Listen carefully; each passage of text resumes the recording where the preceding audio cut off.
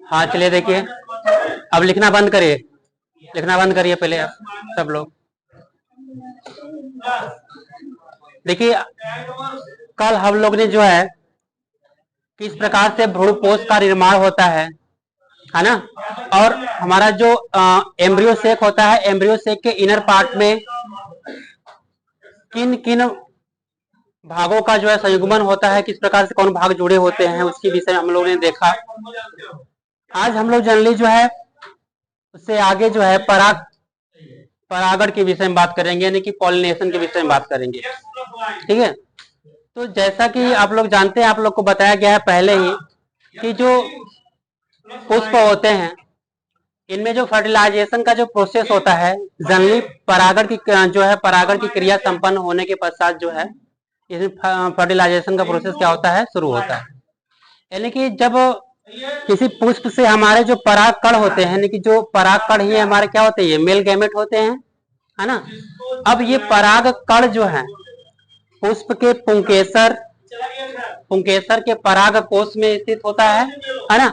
अब उसमें से जब पराग कण जो है किसी माध्यम से जो है स्थानांतरित होता है ना, और जाकर के वर्तिकाग्र पर पहुंचता है ना, तो जब वर्तिकाग्र पर गिरता है तो वहां से जो है पॉलिनेशन की क्रिया क्या होती है, संपन्न होती है।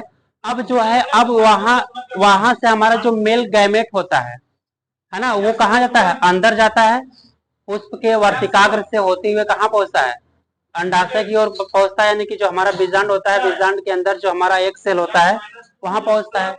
तो ये सारे प्रोसेस है, जो सारी प्रक्रियाएं हैं, आपने उसके विषय में पहले इसके पिछले क्लासेस में आपने जाना।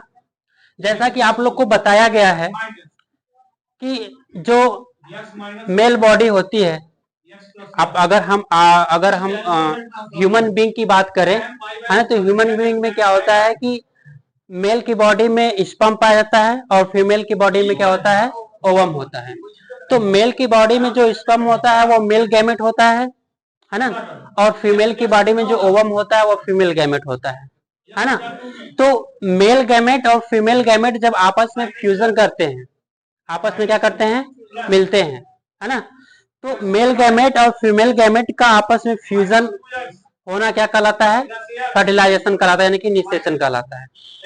इतनी बात समझ में आ रही है सबको, यानी कि मेल गैमेट और फीमेल गैमेट का फ्यूजन है ना, क्या कहलाता है, फर्टिलाइजेशन कहलाता है।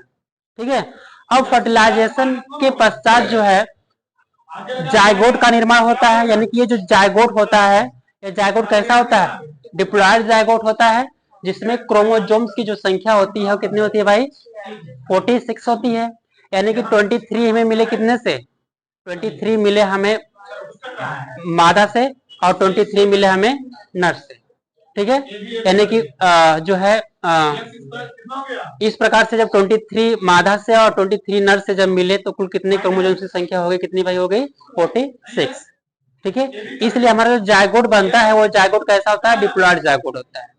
अब यही जायगोट जो है कुछ टाइम पश्चात जो है किसमें तब्दील होता है, एम्ब्रियो में तब्दील होता है। ठीक है, एम्ब्रियो में बदल जाता है, और यही एम्ब्रियो जो है डेवलप करके एक नए जीव का क्या करता है, निर्माण करता है। जब आप इस प्रोसेस को, इस प्रक्रिया को अगर अच्छे से आप समझ लेते हैं और भाली भांति पूर्वक उसको अपने जहन में बैठा लेते हैं, तो जो पुष्पों में जो फर्टिलाइजेशन की प्रोसेस होते हैं, पुष्पों में फर्टिलाइजेशन के प्रोसेस को समझने में आपको काफी हेल्पफुल होता है, बहुत सहायता मिलता है ना। तो आज हम चलते हैं जो है परागकण के विषय में बात करते हैं, तो सॉरी परागण के विषय में बात करते हैं।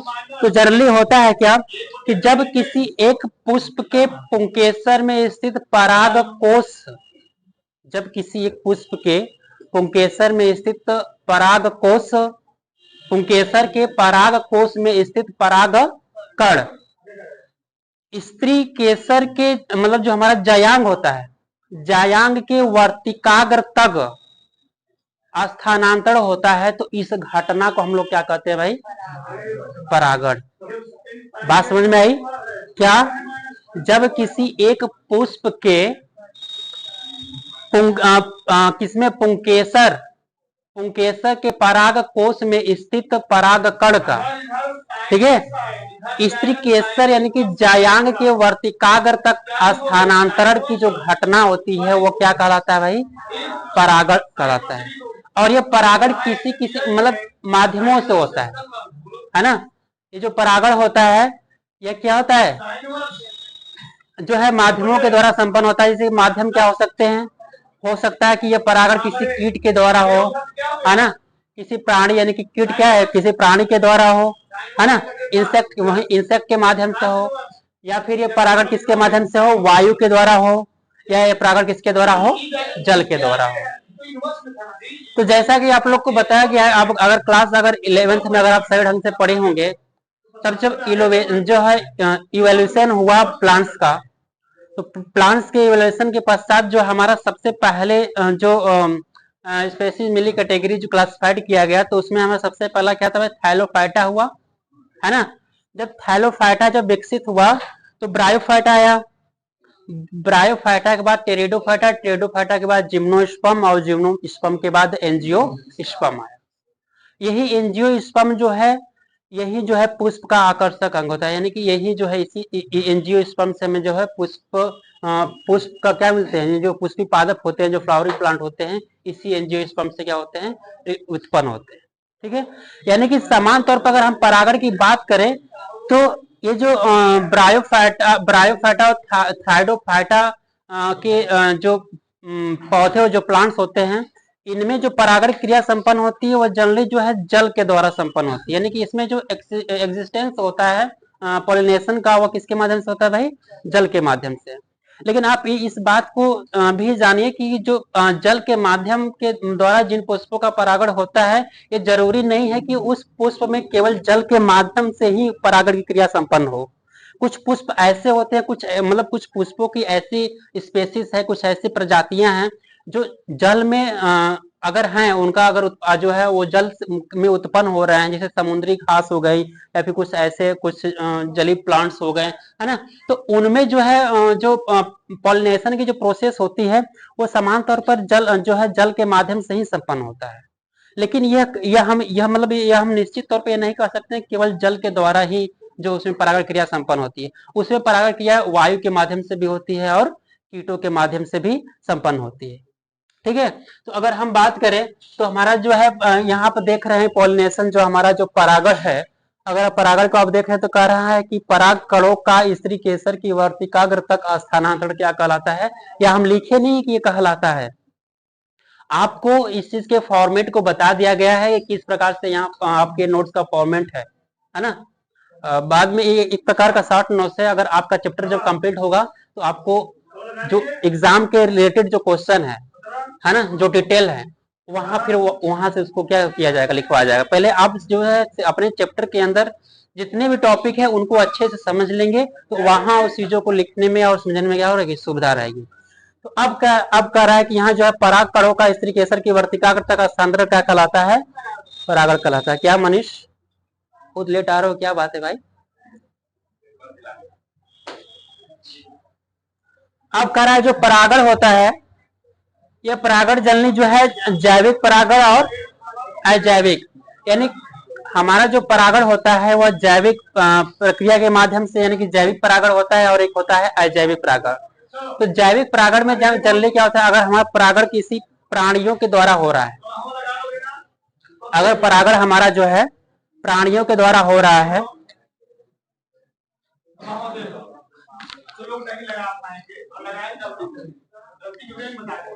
अगर जो परागण है यानी कि किसी इंसेक्ट के माध्यम से या प्राणियों के द्वारा हो रहा है, जीवों के द्वारा हो रहा है, तो वैसे परागण को हम क्या कहेंगे, जैविक परागण।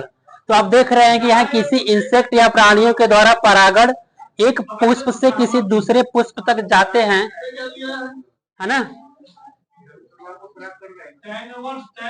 पराग कर रही, परागण बढ़ रही, कहाँ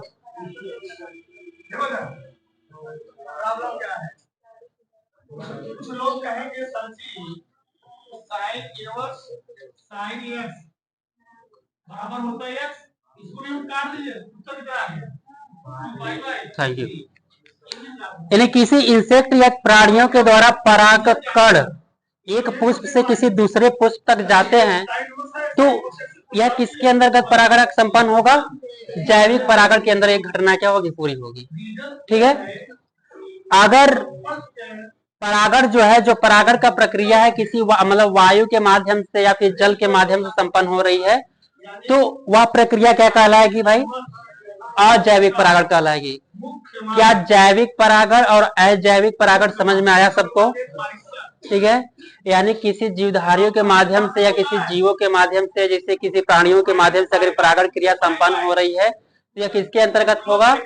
जैविक परागण के अंतर्गत। और यदि यदि जो है जल के माध्यम से, हवा के माध्यम से परागण क्रिया संपन्न हो रही है, तो वह किसके अंतर्गत आएगा? अजैविक परागण के अंतर्गत आएगा। इतनी बात क्लियर हुई सबको? अब कह रहा है कि जो थैलोफाइटा होता है, थैलोफाइटा और ब्रायोफाइटा के अंतर्गत जो है वाटर पॉलिनेशन होते हैं। जनरली हमारा थैलोफाइटा और ब्रायोफाइटा के जो प्लांट्स होते हैं, इन प्लांट्सों में जनरली जो परागण की क्रिया होती है वह वाटर पॉलिनेशन होता है। ठीक है। अगर अब हम आगे अगर परागण के प्रकार को देखें, टाइप ऑफ पॉलिनेशन के विषय में अगर बात करें, तो जो हमारा परागण है वो मतलब परागण के जो टाइप्स है, यानी पॉलिनेशन के जो टाइप्स है, जनरली वो 3 प्रकार के होते हैं। एक होता है संयुग्मन, और होता है सजाति पुष्पी परागण, और एक होता है परनिषेचन परागण। जैसे कि मान लीजिए अगर हम से एक होता है सेल्फ पॉलिनेशन, यानी कि स्व परागण, है ना, सेल्फ पॉलिनेशन। तो सेल्फ पॉलिनेशन होता है क्या भाई, जरा समझिए। जैसे कि सपोज दैट, जैसे मान लीजिए ये कोई पुष्प है, जैसे आप मैथ पढ़ते हैं तो मान लेते हैं कि मान ला ये एक्स है ना, तो मान लेते हैं हम लोग, है ना, तो मान लेते हैं कि माना एक पुष्प है ये। ठीक है। अब अगर किसी एक पुष्प में उसी पुष्प में उसका नर जनांग भी है और मादा जनांग भी है, यानी कि उसी पुष्प में उसका पुंकेसर भी है और स्त्री केसर भी है। तो अब उसमें जिस टाइप का परागण होगा, क्या बात को समझ पा रहे हैं आप? यानी कि कोई अगर एक ही टाइप का पुष्प है, अगर एक मान लीजिए एक पुष्प है, अगर इसी पुष्प में हमारा नर जनांग भी है और मादा जनांग भी है, तो इस पुष्प के जो पुंकेसर है, पुंकेसर के मतलब जो पराग कोश के अंदर हमारे जो परागकण होते हैं, अगर उसी पुष्प के वर्तिकाग्र पर जाकर गिर जाएंगे, तो जो पॉलिनेशन की प्रक्रिया संपन्न होगी उसे हम कहेंगे सेल्फ पॉलिनेशन, यानी कि स्व परागण। बात समझ में आई? अब मान लीजिए कि 2 पुष्प है ना, 2 पुष्प है, यह एक मेल मतलब ये इसमें जो है इसमें इस पुष्प में जो है इसका नर जनांग, यानी कि ये नर है और एक मादा है। अब क्या होता है कि इसमें अगर इस पुष्प के पुंकेसर के पराग कोश से परागकण जो है इस पुष्प के वर्तिकाग्र पर जाए किसी माध्यम से, चाहे वो वायु के माध्यम से, चाहे जल के माध्यम से, चाहे वो किसी इंसेक्ट के माध्यम से, है ना। हाँ, लेकिन ये एक बात आप लोग ये जान लीजिए कि कोई जरूरी नहीं है कि जो इंसेक्ट है वह उसी पुष्प के वर्तिकाग्र पर जाके परागकण को छोड़े, कोई जरूरी नहीं है। या फिर जल में आप मान लीजिए किसी वाटर में परागकणों को छोड़ दे रहे हैं, तो ये जरूरी नहीं है कि वो परागकण उसी पुष्प के वर्तिकाग्र पर जाके गिरे, है ना। ये कोई जरूरी नहीं है, मतलब ऐसी घटना संभावित मानी जाती है ना। जैसे आप क्लास 10th में प्रोबेबिलिटी पढ़ते हैं ना, प्रायिकता पढ़ते हैं, तो उसमें संभावनाओं पर आधारित सारी घटनाएं होती हैं, है ना। तो अगर मान लीजिए अगर वाटर है, अगर अब किसी जल के माध्यम से अगर परागण हो रहा है, जैसे कि मान लीजिए कि अगर यहाँ वाटर फ्लो हो रहा है, ठीक है, यहाँ वाटर जा रहा है, अगर मान लीजिए कोई यहाँ एक पुष्प है, ठीक है, अगर आप यहाँ परागकणों को छोड़ दिए, यहाँ परागकणों को क्या रिलीज कर दिए परागकण, अब यह परागकण यहाँ क्या करेगा, जल के फ्लो हो रहा है, जल में प्रवाह हो रहा है, तो अब परागकण क्या हो गए, बहेंगे उसमें जल में, तो बहती हुई अगर इसी पुष्प के वर्तिकाग्र अगर जो सेम स्पेसिस के जो है सेम मतलब उसी जाति का पुष्प मिल रहा है ना, इंटरमेरिज कास्ट नहीं, मतलब अलग, है ना, मतलब जो है इनर होना चाहिए, मतलब इसी जाति का जो है पुष्प होना चाहिए। ठीक है। अब क्या है कि अगर जो है जल के माध्यम से परागकण जा रहा है और अगर जो है सेम मैच कर गए, जैसे इसी जो परागकण है उसी जाति का पुष्प है, तब इसमें जो है परागण होगा, परागण के पश्चात इसमें जो फर्टिलाइजेशन की क्रिया क्या होगी, संपन्न होगी। नहीं तो अगर अगर नहीं मिलेगा, अगर डिफरेंट स्पेसीज का होगा पुष्प तो उसमें परागण नहीं होगा। जैसा कि आप लोग को बताया गया था जब हम स्टार्टिंग में जब क्लास लिए थे बायोलॉजी का, तो आपको हम जब फीमेल स्ट्रक्चर की बात किए थे कि जब हम ओजेनेसिस पढ़ रहे थे, फिर अगर आप मादा जनन पढ़ेंगे तो फिर उसमें ओजेनेसिस पढ़ेंगे, हर एक चीज स्पर्मेटोजेनेसिस और ओजेनेसिस क्या है उसमें अगेन पढ़ेंगे, ठीक है। तो अब जब आप ओजेनेसिस पढ़ रहे थे, ओजेनेसिस में आप देखिए कि किस प्रकार से एक फीमेल बॉडी के अंदर क्या होता है, ओवम का निर्माण होता है। फिर उसके बाद हमने आपको बताया था कि ओवम का स्ट्रक्चर बताया था ना। तो ओवम के स्ट्रक्चर मैंने एक पार्ट के विषय में बात किया था जिसको हम लोग जोना पेलिस्यूडा कहते हैं, है ना। तो जोना पेलिस्यूडा क्या करता है कि अगर किसी फीमेल बॉडी के पार्ट के अंदर अगर डिफरेंट स्पेसीज के स्पर्म अगर इंटर करते हैं, है ना, अगर किसी फीमेल की बॉडी के अंदर अगर डिफरेंट स्पेसीज के अगर स्पर्म अगर इंटर करते हैं तो ये जोना पेलिस्यूडा क्या करता है, उसको क्या करता है, रोक देता है ना। यानी कि उसमें अगर किसी डिफरेंट स्पेसीज के अगर स्पर्म जाते हैं तो उसमें जो फर्टिलाइजेशन की प्रोसेस है वो संपन्न नहीं होगी।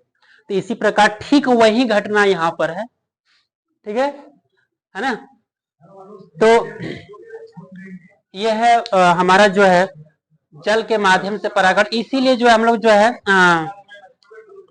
पुष्प के जो है उसकी जो परागण की क्रिया होती है, उसकी वृद्धि की जो प्रोसेस होता है, उसको हाईली रूप से जो है विकसित करने के लिए जो हम लोग आर्टिफिशियल रूप में परागण क्रिया को संपन्न कराते हैं, यानी कि उसमें कृत्रिम परागण कराया जाता है ना। यहाँ तो हो गया। हाँ, आपने क्रॉस पॉलिनेशन भी समझ लिया, है ना, क्रॉस पॉलिनेशन। अब हम लोग पढ़ेंगे स्वयुग्मन के यानी कि ऑटोगेमी के विषय में बात करेंगे। तो अगर आपने सेल्फ पॉलिनेशन समझा होगा अच्छे से, स्वपरागण और जो है क्रॉस पॉलिनेशन के विषय में अगर समझे होंगे तो अब इस प्रोसेस को अच्छे से एनालाइज कर पाएंगे। अब इसमें कह रहा है कि एक ही पुष्प में पराग कोश से वर्तिकाग्र तक पराग कणों का स्थानांतरण क्या कहलाएगा, क्या कहलाएगा भाई, स्वयुग्मन कहलाएगा। पीछे ब्रिजेश नहीं सुनाई दे रहा है, अब बोल दो।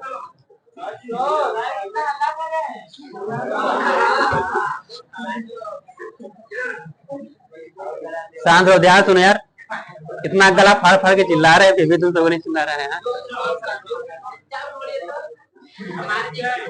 शांत रहो। देखो कह रहा है कि ऑटोगेमी में जो स्वयुग्मन है, स्वयुग्मन कह रहा है कि एक ही पुष्प में पराग कोश से वर्तिकाग्र तक पराग कणों का स्थानांतरण क्या कहलाएगा, स्वयुग्मन कहलाएगा। लेकिन ध्यान रहे केवल एक ही प्लांट्स की बात कर रहा है यहाँ पर, ठीक है, डिफरेंट प्लांट्स की बात नहीं कर रहा है, ठीक है, स्वयुग्मन कहते हैं। जैसे हमारा अगर की पॉइंट की बात करें इसमें बायोला, ऑक्जेलिस और कोमेलिना, है ना, बायोला और ऑक्जेलिस और कोमेलिना ये जो है पुष्प की प्रजातियां हैं, ठीक है, ये क्या है, पुष्प की प्रजातियां हैं। तो इनके अंदर जो है दो प्रकार के पुष्प पैदा करते हैं, मतलब ये जो पुष्प की जो प्रजातियां हैं यानी कि जो स्पेसीज है पुष्प के, बायोला, ऑक्जेलिस और कोमेलिना, है ना, ये क्या करते हैं, दो प्रकार के पुष्प पैदा करते हैं। कौन कौन हो, उन्मिल परागड़ी पुष्प, ठीक है, उन्मिल परागड़ी और अतुन्मिल परागड़ी, है ना। अब क्या होता है कि उन्मिल परागड़ी में क्या होता है कि उन्मिल परागड़ी में जो है पराग कोश व वर्तिकाग्र क्या होता है, अनावृत होते हैं, है ना। उन्मिल परागड़ी में क्या होता है कि जो पराग कोश और वर्तिकाग्र क्या होते हैं भाई, एक दूसरे से अनावृत होते हैं, है ना।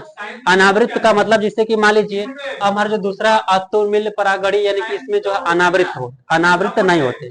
जैसे कि मान लीजिए कोई पुष्प है, इस प्रकार से उसकी संरचना है, ठीक है, ऐसे है, देख पा रहे हैं ना, ऐसे इस प्रकार से है पुष्प।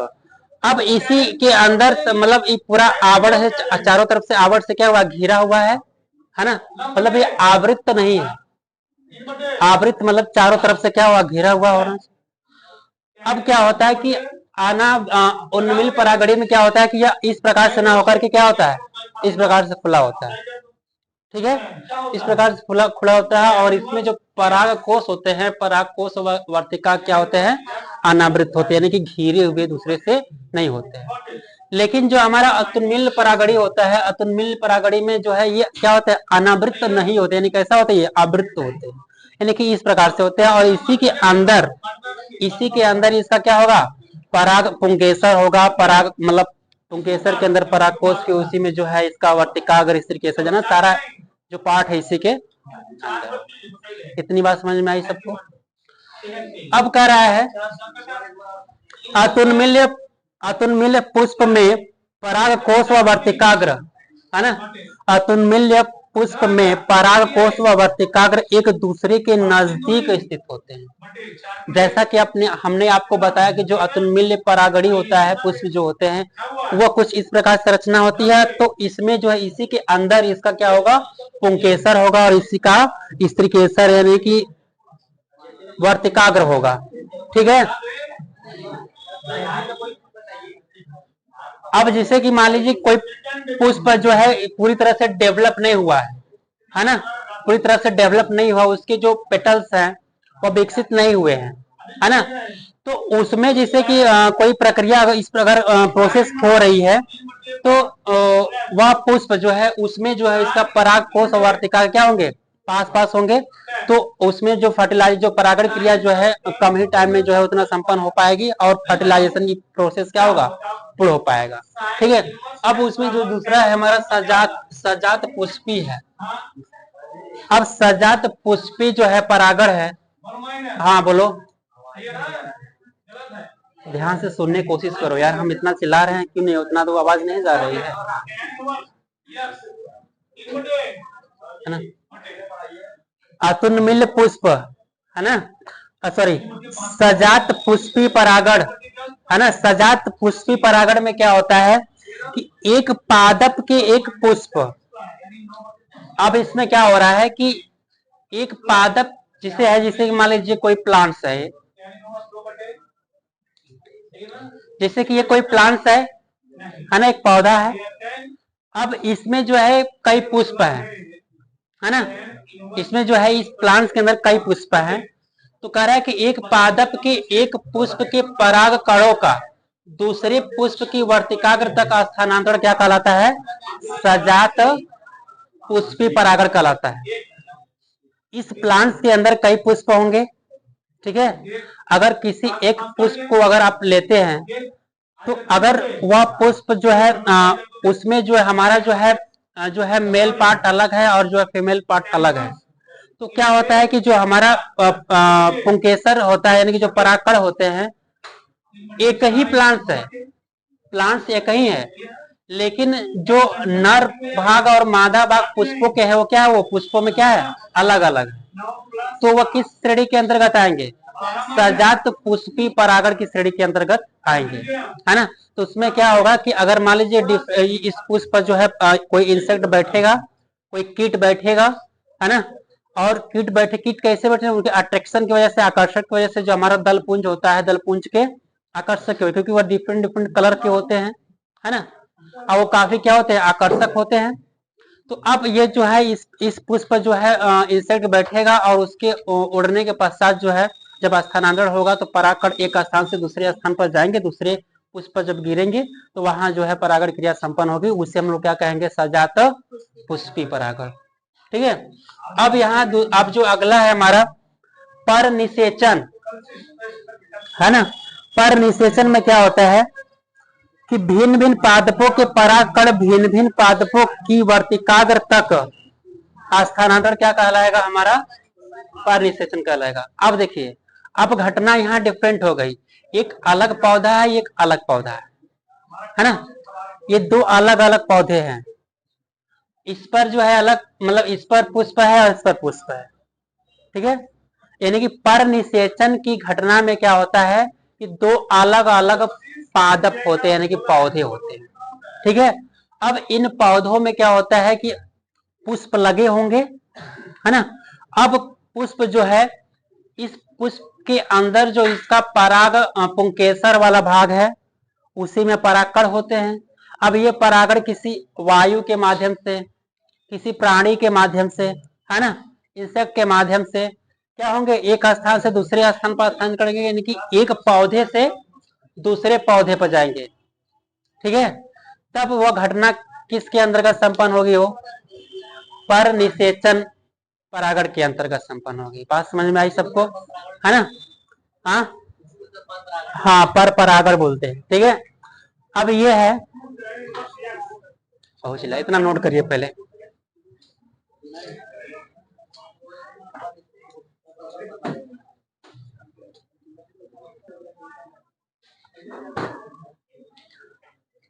इसका जो शेष भाग रह गया है परागण के अभिकर्मक, यानी जो कारक जो है, यानी कि परागण के क्या क्या अभिकर्मक है। यहाँ पर देख रहे हैं कि जल द्वारा परागण होता है, वायु द्वारा परागण होता है और प्राणियों द्वारा परागण होता है। तो अगर हम वायु द्वारा परागण की बात करें तो हल्के व चिपचिपाहट रहित परागकणों की जरूरत जो है किसमें होती है, वायु के द्वारा परागण में होती है। ठीक है, और अनावृत पुंकेसर से युक्त होते हैं और बृहद पिच व वर्तिकाग्र युक्त, ताकि डंठल परागणों की आसानी से आबद्ध किया जा सके। ठीक है, अब पानी के द्वारा परागण है। पानी के द्वारा परागण में जो हमारा जो है एल्गी है, ब्रायोफाइटा है, टेरिडोफाइटा है, इसके अंदर किसके अंदर आता है, पानी के द्वारा, यानी कि जल के द्वारा परागण। ठीक है, कल बताया जाएगा इसको।